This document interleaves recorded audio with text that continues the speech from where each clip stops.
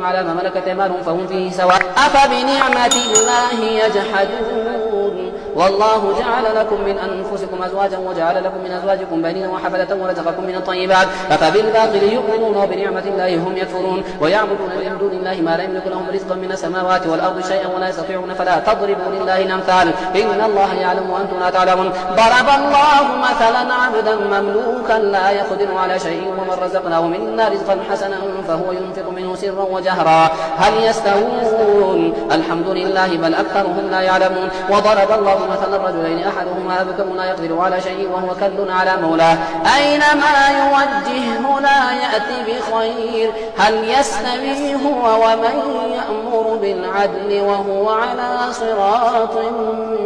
مستقيم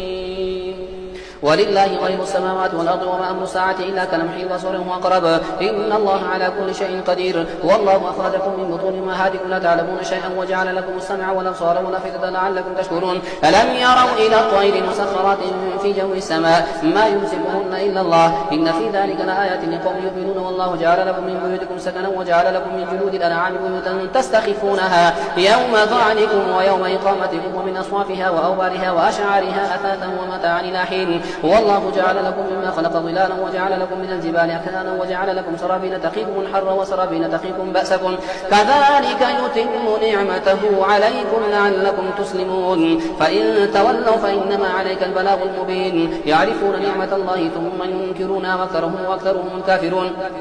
ويوم نبعث من كل أمة شهيدا ثم لا يؤذن للذين كفروا ولهم يستعتبون وإذا رأى الذين ظلموا العذاب فلا يخفف عنهم ولا هم ينظرون وإذا رأى الذين شركوا شركاءهم قالوا ربنا هؤلاء شركاؤنا الذين كنا ندعو من دونك فألقوا إليهم القول إنكم لكاذبون والقول إلى الله يومئذ السلام وضل عنهم ما كانوا يفترون الذين كفروا وصدوا عن سبيل الله زدناهم عذابا فوق العذاب ما كانوا يفسدون ويوم نبعث في كل أمة شهيدا عليهم من أنفسهم وجئنا بك شهيدا على هؤلاء ونزلنا عليك الكتاب تبيانا لكل شيء وهدى ورحمة وبشرى للمسلمين إن الله يأمر بالعدل والإحسان وإيتاء ذي القربى وينهى عن الفحشاء والمنكر والبغي يعظكم لعلكم تذكرون وفوا بعهد الله إذا عاهدتم ولا تنقضوا الأيمان بعد توكيدها وقد جعلتم الله عليكم كفيلا إن الله يعلم ما تفعلون ولا تكونوا كالذين قضت غزلها من بعد قوة أنكاثا تتخذون أيمانكم دخلا بينكم أن تكون أمة هي أربى من أمة